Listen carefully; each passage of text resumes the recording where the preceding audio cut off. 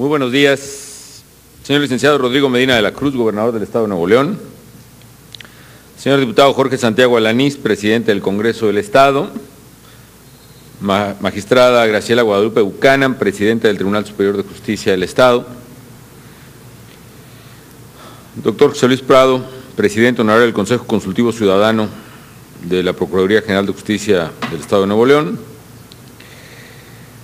Muy estimadas procuradoras, muy estimados procuradores de justicia y fiscales de todas las entidades de la República que se encuentran presentes en esta asamblea, distinguidos invitados especiales, estimada Procuradora General de la República, señoras y señores.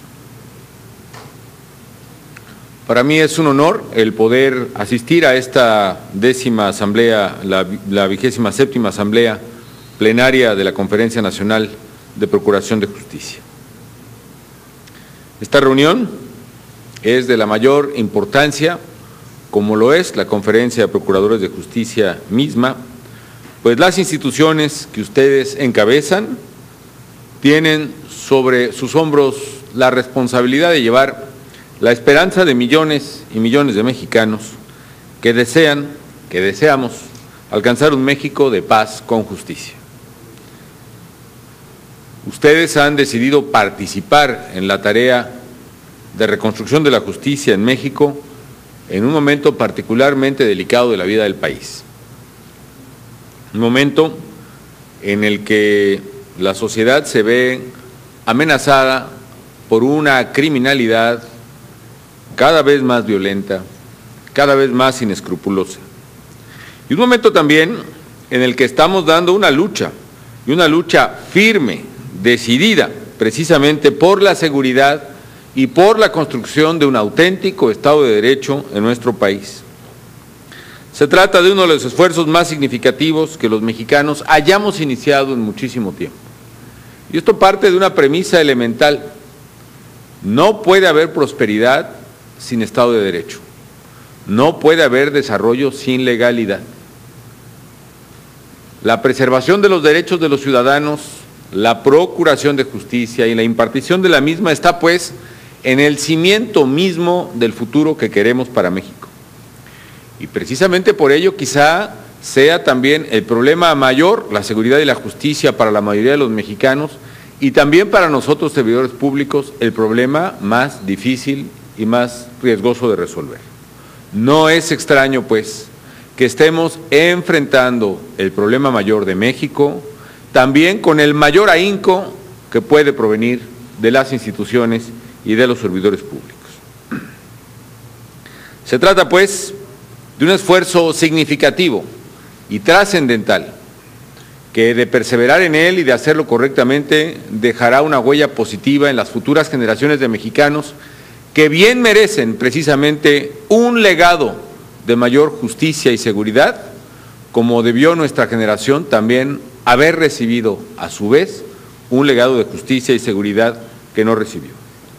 Y de no haberle hecho, amigas y amigos, hoy la debilidad estructural del Estado, de sus poderes y de sus instituciones sería tal que quizá no se contaría en este momento con la fortaleza suficiente para luchar por la consolidación del imperio de la ley.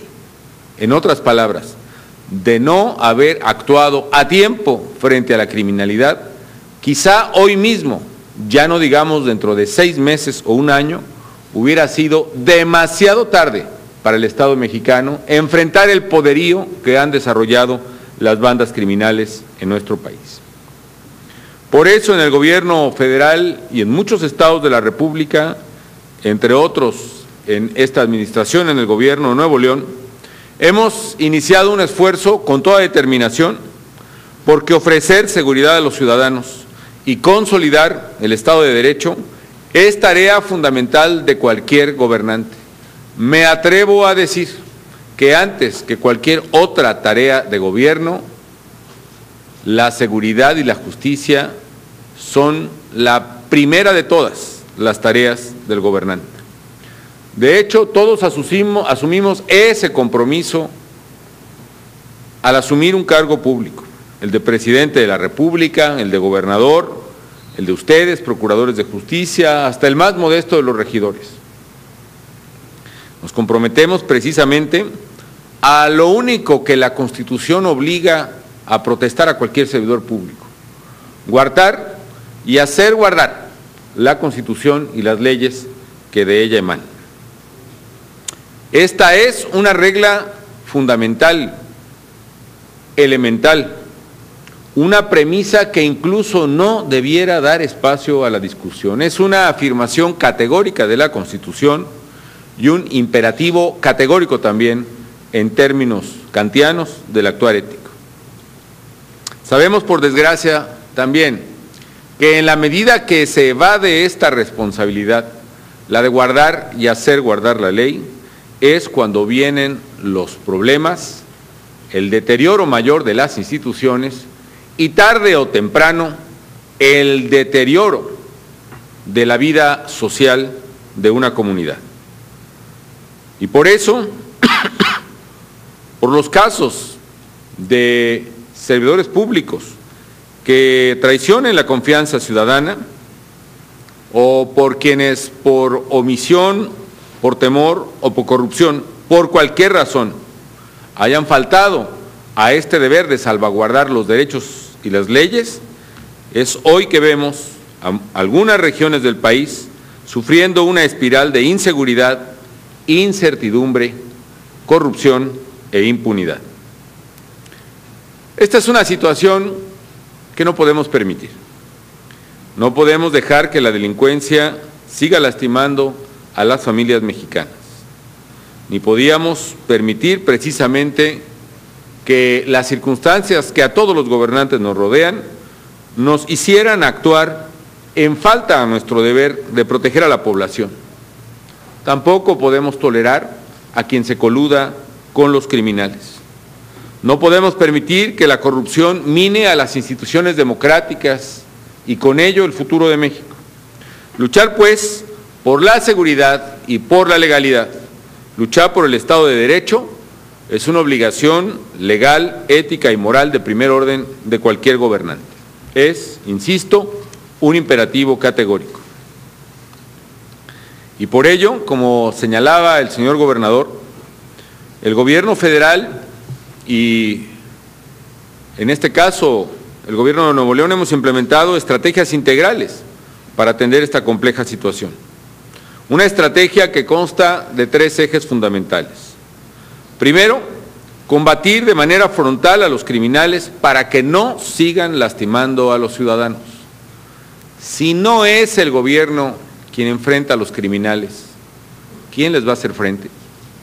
Si no somos el presidente de la República, el gobernador y también me atrevo a decir los alcaldes, quien hagan frente a los criminales cuando avanzan impunes en sus camionetas y con su armamento sobre las calles y las carreteras de México, ¿quién entonces habría de detenerlos? Si no es la acción del Estado la que pone freno a los delincuentes, ¿hasta dónde hubiera llegado la acción de los delincuentes? Segundo, reconstruir las instituciones de seguridad y de justicia. Una tarea fundamental más importante que enfrentar a los criminales mismos es precisamente la reconstrucción institucional, que aunque no tiene la vistosidad o la espectacularidad de la primera de las tareas, es singularmente, sin duda alguna, mucho más importante.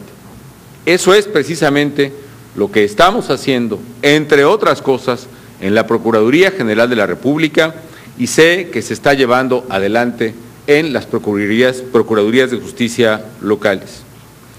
Y tercero, aún más importante que perseguir a los criminales y más importante que reconstruir las instituciones, es resarcir el tejido social, porque solo mediante la generación de oportunidades para los muchachos, para los jóvenes, mediante escuelas y espacios educativos, oportunidades de trabajo y de esparcimiento, acciones de prevención y tratamiento de adicciones y, sobre todo, la formación de valores y principios, el respeto a la vida, el respeto a la dignidad humana, el respeto a la ley, el respeto a los demás, el respeto a uno mismo y el respeto al trabajo digno como única manera de prosperar personal, familiar o nacionalmente, Solo a través de esta reconstrucción del tejido social podremos encontrar el futuro que queremos de seguridad y de tranquilidad para los mexicanos.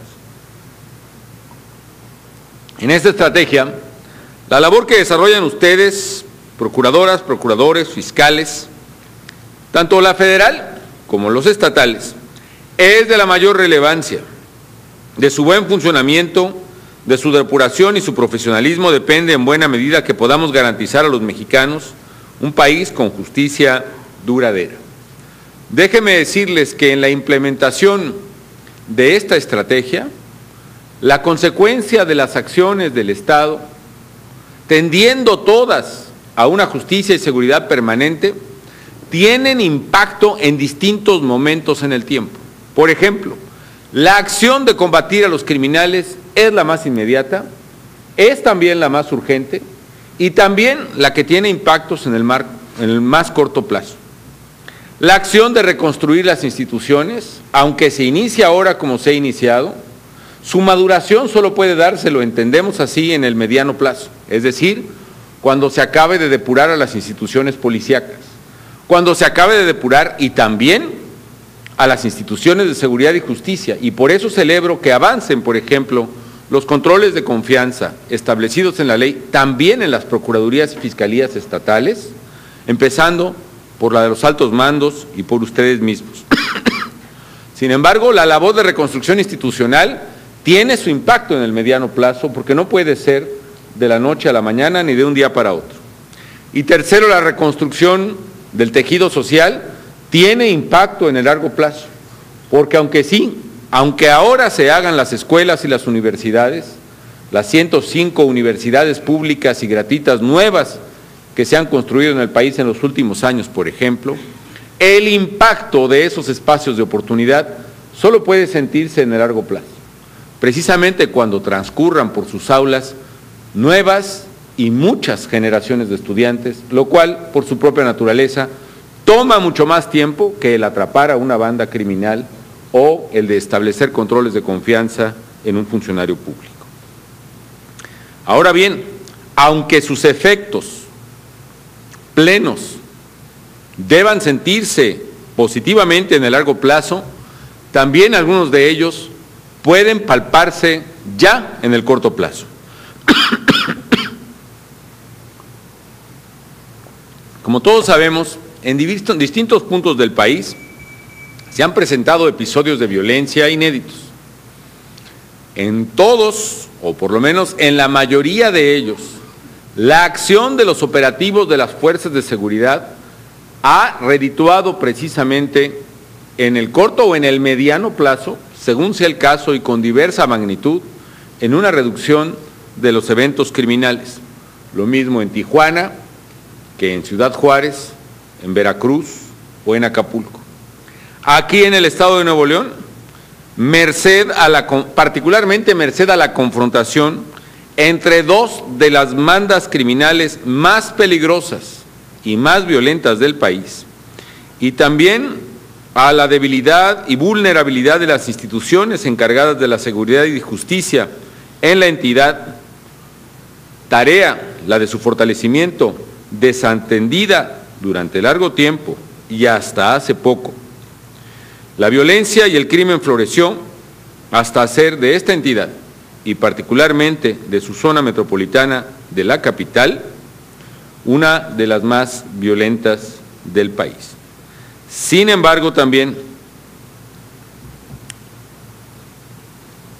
aquí también se protagonizaron, también por los mismos actores delincuenciales, algunos de los eventos más atroces, más inhumanos, más irracionales del país.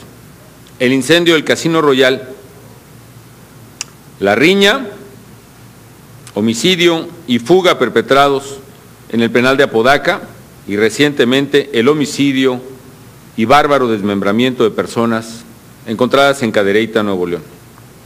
Sin embargo, a pesar de esos hechos extraordinariamente dolorosos e indignantes para toda la sociedad y para el gobierno, también hay que decir que la estrategia establecida hace un poco más de un año comienza también a producir resultados, empezando por el esclarecimiento y puesta bajo la justicia a muchos de los responsables de tan singulares e indignantes eventos. Se ha atrapado ya a la mayoría de los autores materiales e intelectuales del incendio del Casino Royal. Su principal autor ha muerto precisamente en una confrontación con las fuerzas del orden. Se ha atrapado también al autor principal de la masacre registrada en Cadereyta recientemente y se sigue avanzando fuertemente en las investigaciones. Ya han vuelto a ser atrapados algunos de los reos fugados del penal de Apodaca. Aún considerando estos bárbaros eventos que por desgracia ha sufrido directamente el pueblo de Nuevo León, también hay que decir que a pesar de ello, los índices delictivos en el Estado comenzaron primero a frenarse en su escalada de incremento y ahora incluso comienzan a ceder, por lo que, como me comentaba hace un momento, el gobernador del Estado. Yo por eso quiero exhortar a todos los mexicanos, pero particularmente a quienes tenemos tareas de gobierno y especialmente a quienes están encargados de la Procuración de Justicia, a que sigamos adelante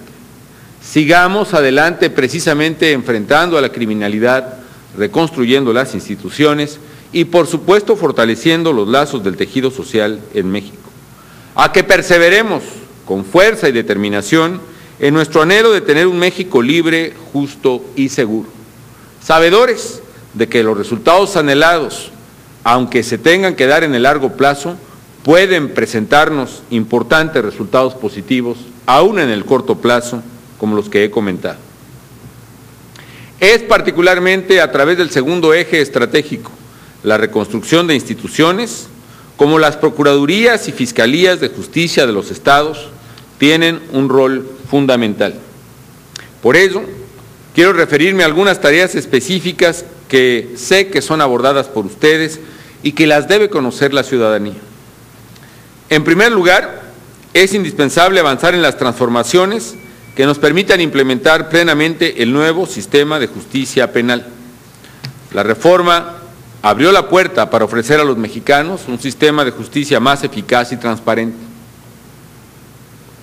Algunas entidades, es el caso de Nuevo León, han avanzado ya en diversos mecanismos de aplicación de los nuevos principios de justicia adversarial. En algunas entidades se ha hecho gradualmente, en algunos casos en función de la gravedad de los delitos o en otros casos en función de las regiones a ser implementado el sistema. Pero en cualquier caso, tanto a nivel federal como a nivel estatal, debemos avanzar e incluso no esperar a que se agote el plazo constitucional para implementar la reforma plenamente.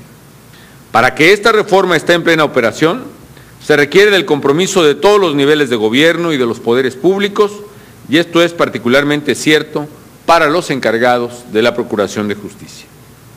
El nuevo sistema de justicia penal requiere una mayor eficacia en la investigación de los delitos y que las acusaciones estén basadas en las evidencias científicas. Lo sabemos todos. Décadas atrás, la prueba, incluso así conocida, la prueba reina en la Procuración de Justicia era la prueba confesional, rendida generalmente ante el Ministerio Público. Pero también sabemos que eso llevaba a una gran cantidad de abusos y de vejaciones de derechos humanos, incluyendo, por desgracia, en algunos casos, casos de tortura. El nuevo sistema de justicia penal requiere, como todos los anhelamos, que se dejen atrás definitivamente aquellas prácticas y que hoy la verdad jurídica y real sea encontrada a través de la investigación científica. Sin embargo, México se encuentra en ese tránsito. Se han dejado, y qué bueno, quizá con excepciones que debemos erradicar totalmente, pero se han dejado atrás aquellas prácticas verdaderamente ominosas para la dignidad humana. Pero no terminamos de consolidar un nuevo sistema. Y por eso, la falta de una plena vigencia de investigación científica genera momentos de turbulencia y debilidad en las acusaciones, que deriva también en impunidad a final de cuentas en la resolución judicial de los casos. Es por ello que nuestras procuradurías, la federal y las estatales, tenemos que acelerar procesos de capacitación y de adquisición de equipos necesarios para realizar estas investigaciones con todo profesionalismo. Así sé que lo están haciendo varias procuradurías y lo está haciendo la General de la República. Hoy hago un respetuoso llamado a todos los gobiernos estatales para que se fortalezca política y presupuestalmente a sus procuradurías y fiscalías, para que puedan acelerar la marcha y tengan todo dispuesto para la plena implementación del sistema de justicia penal, tanto en la capacitación, en la instrumentación de los protocolos para el tratamiento y preservación de evidencias y escenas de crimen, la construcción de infraestructura y la adquisición de equipo. En segundo lugar, así estaremos, dando a los mexicanos el sistema de justicia que con toda razón han demandado por muchos años. Es claro que para avanzar en ese propósito se requieren recursos. Quizá este ha sido hasta ahora o hasta hace poco uno de los principales obstáculos para que avance la implementación de la reforma. Pero hay que decirlo también que en el plano federal, por ejemplo, se han destinado presupuestalmente 1.200 millones entre el año 10 y el año 12 a las entidades federativas para apoyarlas en este proceso.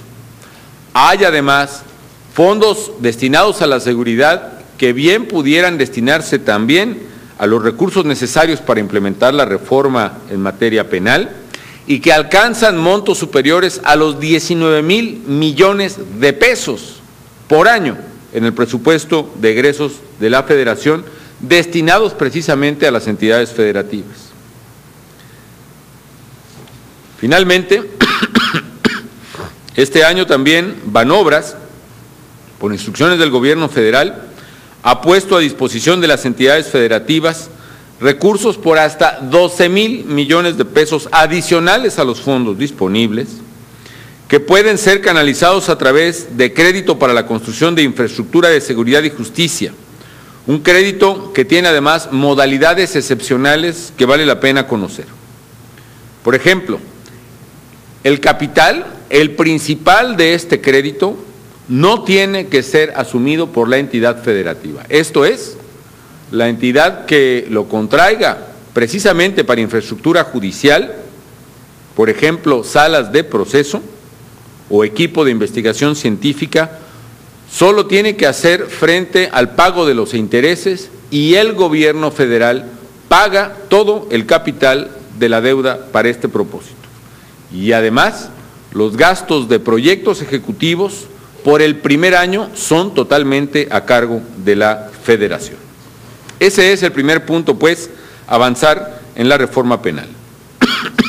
Segundo lugar, necesitamos trabajar más coordinadamente en el combate de los delitos que más dañan a la sociedad.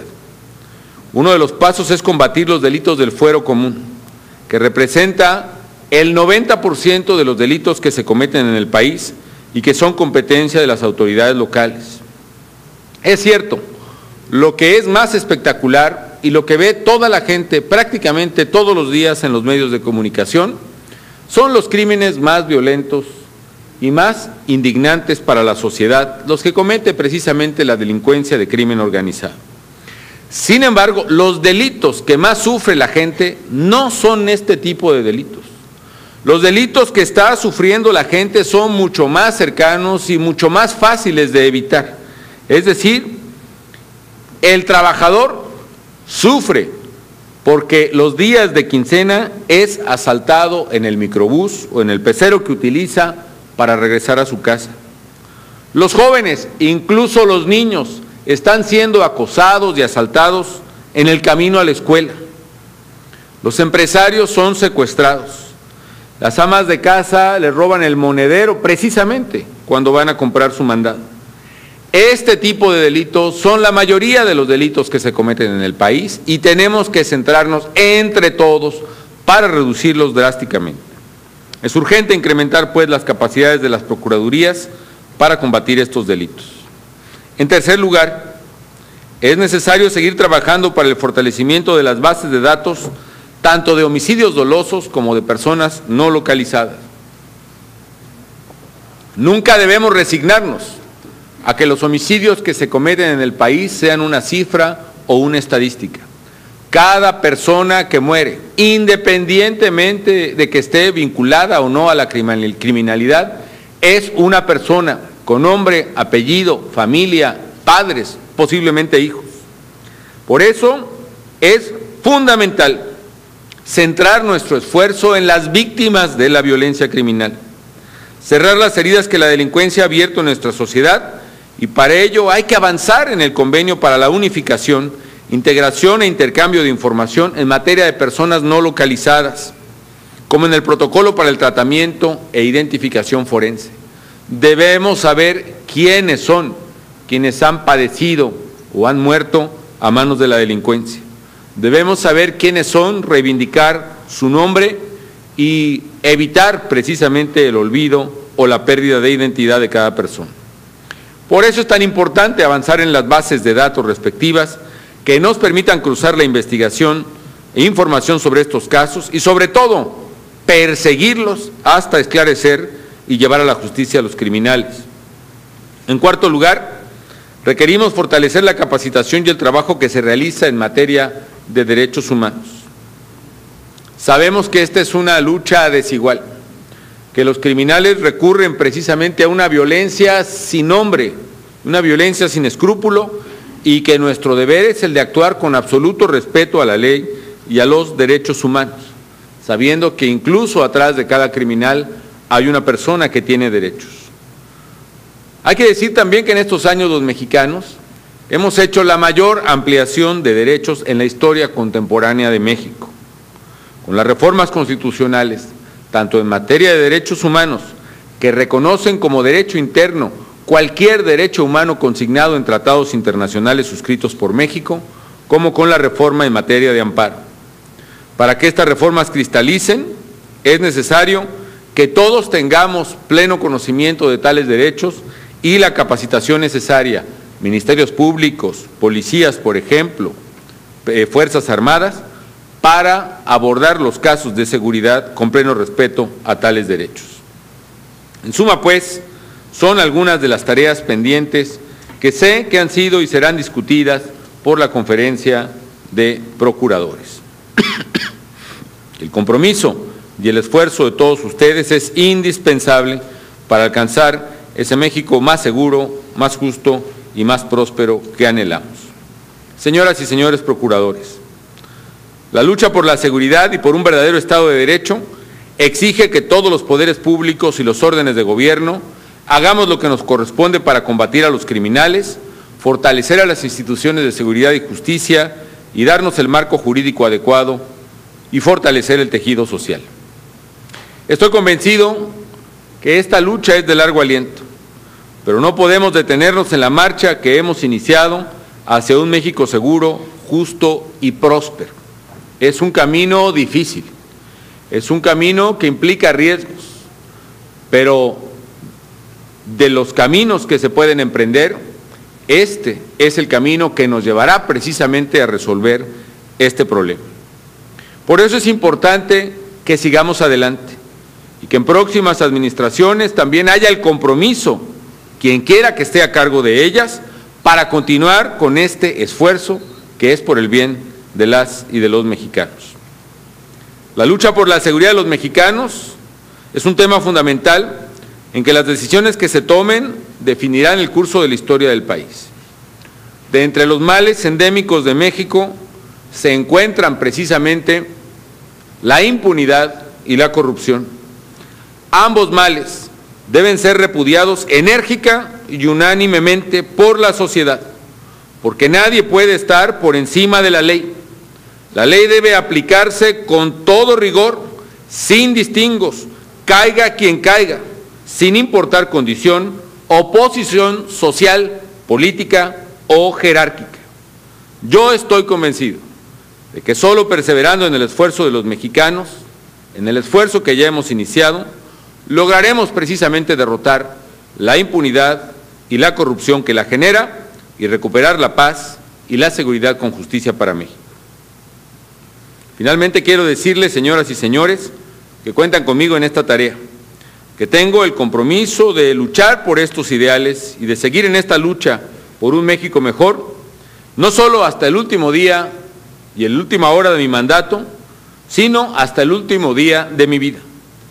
Confío en que sumando nuestros esfuerzos habremos de alcanzar ese México de seguridad, de justicia y de prosperidad para todos.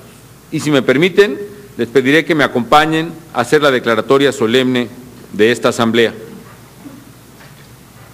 Siendo las 12:20 del día 24 de mayo de 2012, declaro formalmente inaugurados los trabajos de la 27ª Asamblea Plenaria de la Conferencia Nacional de Procuración de Justicia, augurándole a esta asamblea el mayor de los éxitos. Muchas gracias.